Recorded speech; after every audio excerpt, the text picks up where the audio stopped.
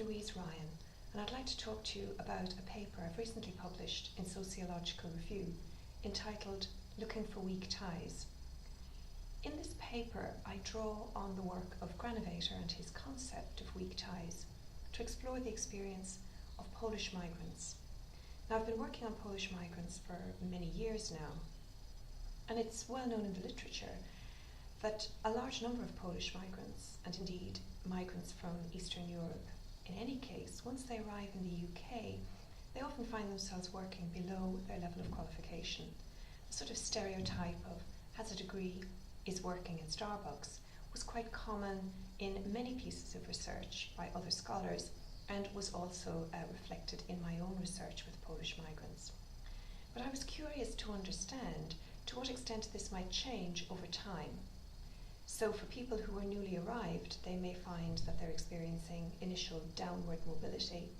But what happens 2 years down the road, 3 years, 5 years, even 10 years later?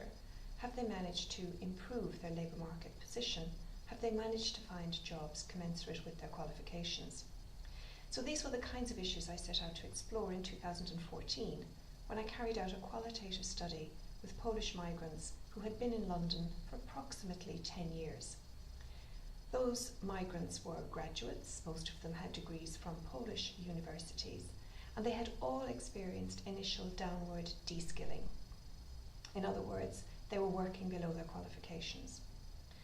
And what interested me was over the 10 years that they lived and worked in London, how they'd managed to change their labour market position and experience some upward mobility so that they now had jobs commensurate with their qualifications, as indeed all of my participants had managed to do. Now, in trying to explore this process, I was interested in the role of social networks.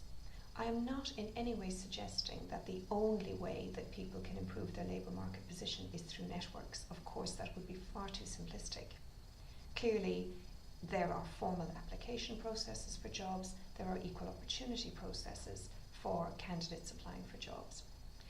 But nonetheless, what really struck me in my data was that social networks did still appear to be really relevant in terms of circulating information about job opportunities, but also in terms of providing information to migrants about the kinds of jobs that might be available, the kinds of opportunities that they could pursue, so that they were getting access to different kinds of information through these networks.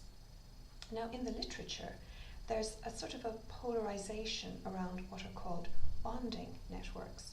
These are migrants' networks that are very close, made up usually of co-ethnics, family and friends, and bridging networks, which are made up of a wider range of people from outside of the immediate social group.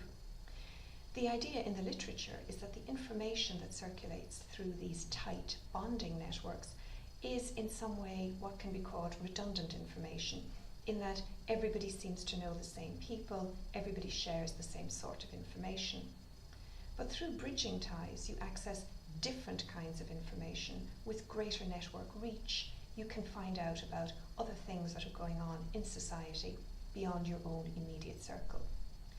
So that's the sort of way in which people like Putnam often depict bonding and bridging capital circulating through those different kinds of networks.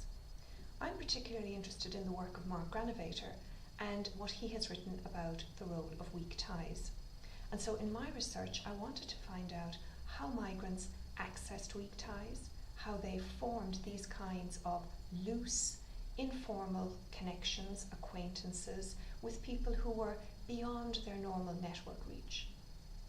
Now, what particularly interested me about these ties was the ethnic composition, because a lot of the migration literature would suggest that these kinds of bridging ties or these weak ties are most influential if they are outside of your own ethnic group. So if you are Polish, then having an informal acquaintanceship with an English person might be beneficial because you can access different information through that tie.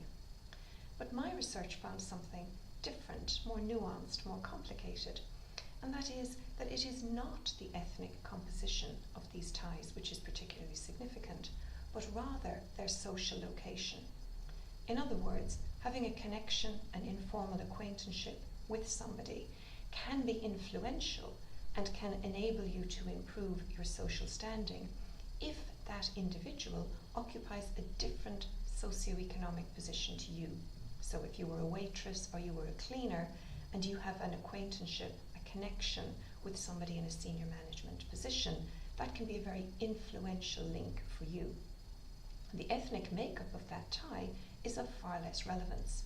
It may be an English person, it may be another migrant, it may be a co-ethnic, but what really matters is A, their social standing, and B, their willingness to share information with you. So in my paper, I differentiate between what we might call the latent resources in those connections and the realized resources in those connections. So willingness to share information or resources is really important.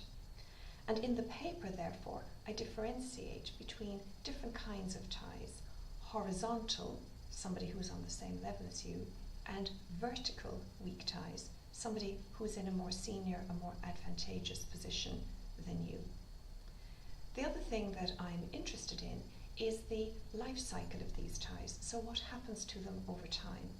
And in the paper, I talk about the research tool I used, a sociogram, to work with the participants to map their social networks and to look at how the different kinds of relationships evolved over time. And what really struck me was that some weak ties are very weak. They don't endure. They're so weak that they break over time. Whereas other weak ties become stronger.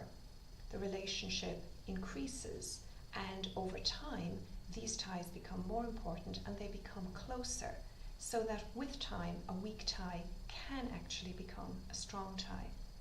And all of this is very relevant for migrants because it can enable them to get access to different kinds of information and really improve their social standing in society.